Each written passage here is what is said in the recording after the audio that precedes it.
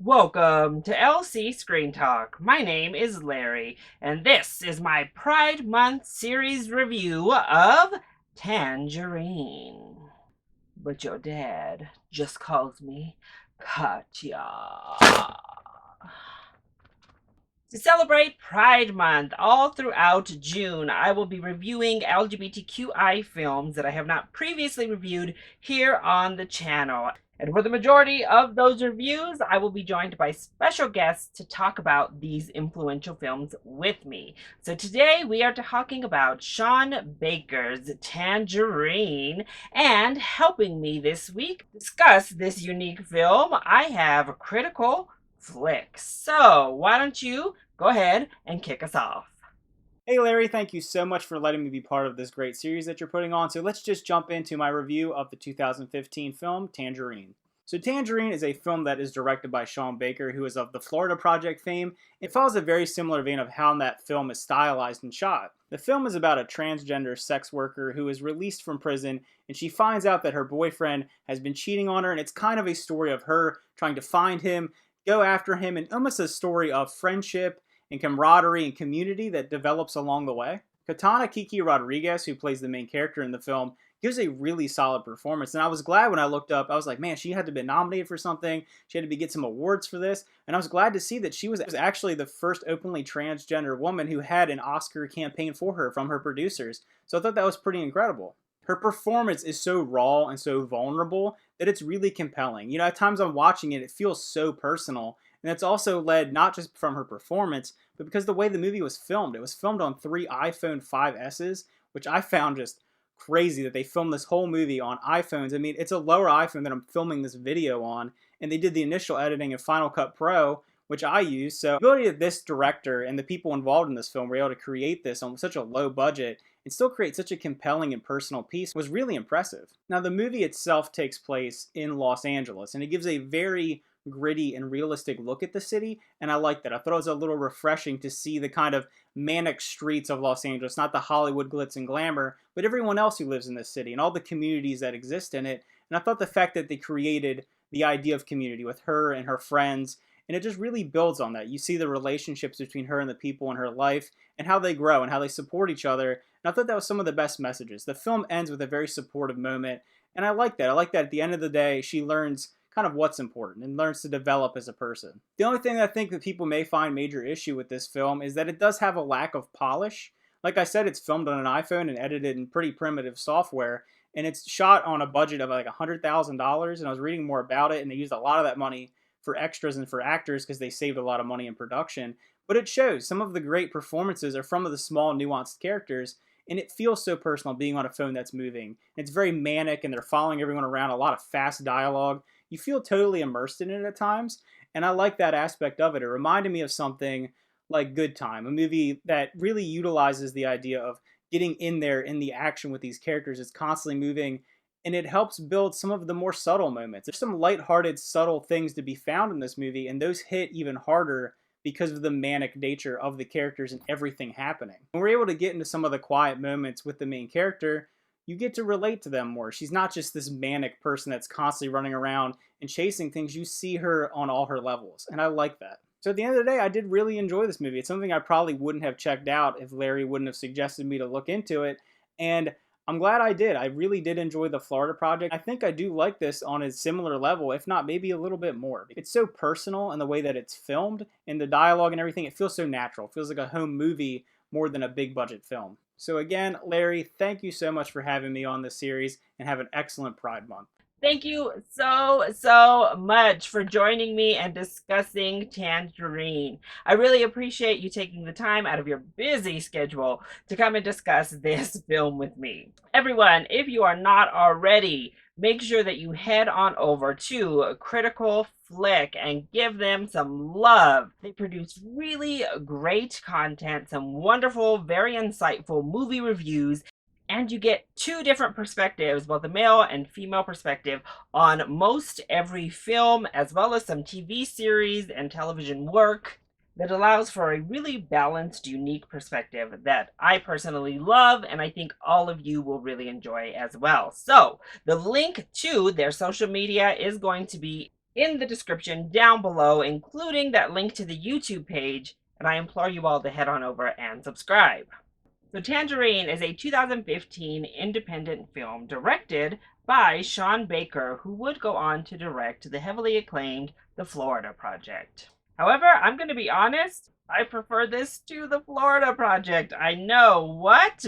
But Tangerine has a 97% on Rotten Tomatoes, so not all that blasphemous. However, Tangerine gained a lot of acclaim on the awards circuit, particularly on the independent festival circuit, as it was filmed entirely on an iPhone. But it follows the day in the life of two transgender sex workers. Once it's revealed that Cindy's boyfriend was cheating on her while she was in jail. What I love about Tangerine is just the kinetic energy. You are thrown into a very lively atmosphere right from the get-go, and you just have this pulsing, alive energy the entire time. It's full of life, it's full of character, and it keeps you constantly entertained. I think this is a hilarious movie. Our two main characters of Alexandra and Cindy are really entertaining. Particularly, I love Alexandra as a person, and I really connected with her character, but Cindy is so over the top and crazy that you're just hooked, you're glued. And I love that Sean Baker really delved into this neighborhood. He got the idea from going to an LGBTQ center in the area, meeting these transgender women, and casting two trans leads to play these roles, two Black transgender women to play these lead roles. And that's so important. It was part of what made the film, it's part of what inspired the making of the film, is Black trans sex workers are quite possibly the lowest of the low when it comes to societal hierarchy, meaning everybody looks over them. They can die on the street and nobody cares, nobody's marching, and they're forgotten about. And people think they can just treat them anyway, treat them like trash, kill them. And unfortunately, we don't have enough advocates out here really fighting with these people to get them the proper respect and rights that they deserve.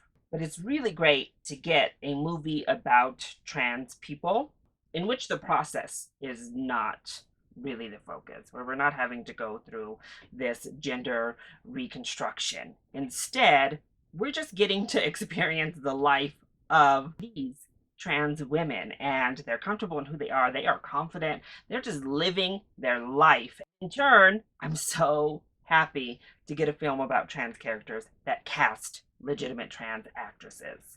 Maya Taylor, who plays Alexandra, particularly does a wonderful job. I actually think she is the best in this film. She's really the glue that holds the entire film together.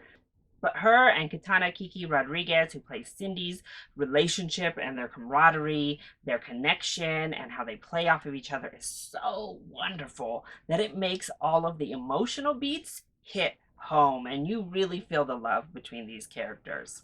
What I also love is that the movie really eloquently points to the discrimination of this community and just what they go through living their daily life. We don't have any big traumatic events, or we don't have, murder or anything like that take place, which I also really appreciate. But there's so many micro and in some cases macro aggressions that are thrown at these women, from calling boyfriends or people who sleep with them homos or faggots, to just offhandedly referring to them as drag queens. There are so many ways that people just offhandedly insult them and their being and who they are as people. And that is to live in the life of transgender people in the United States, period. The movie handles that really, really well, while still keeping it fun and still keeping it a celebration of the strength of these women. And I think it's fantastic, and what makes Tangerine so unique amongst the transgender filmography. Now, a big talking point was that it was filmed on an iPhone, and it has this kind of orange tinge over it, which, Tangerine. And I think it's fun, and it's a great tool for someone like Sean Baker to use in his, breakthrough film, because, hey, don't have the resources. I don't know necessarily that I think the iPhone shots add anything. We get that kind of grainy texture, which I guess you could say adds to the atmosphere. But there's nothing inherently in this film that is really benefited from the iPhone footage for me personally, though I understand this more than some of the later films we've received shot on an iPhone that felt more gimmicky. This worked the best out of the iPhone films I've seen. But overall, I think Tangerine is a lot of fun. It's really funny and it has so much heart. You'll be entertained. It's like an hour and a half tops with the credits long, so it doesn't drag. It's constantly moving. As I said, it's a purely kinetic, energetic film that just works. So that is my review of Tangerine, as well as our review from Critical Flick. Please let us know your thoughts on Tangerine if you have seen it, either down below or you can hit either one of us up on Twitter. Also, please make sure that you are heading on over, clicking subscribe, and showing some love to Critical Flick. They're a wonderful couple, great film reviewers. They deserve all the love for joining us here in Pride Month. And while you are here, make sure to hit that like button down below and subscribe so you are always up to date on my latest videos, including each and every one of my Pride Month series reviews. Also, if you're looking for more Pride content, head on over to my main channel homepage and you'll see a Pride celebration playlist there with all of my reviews from this Pride Month, as well as previous years and LGBTQI film reviews I've done on the channel. I love you all so much for your continued support. Mwah! Thank you for watching, and I'll see you next time. Bye!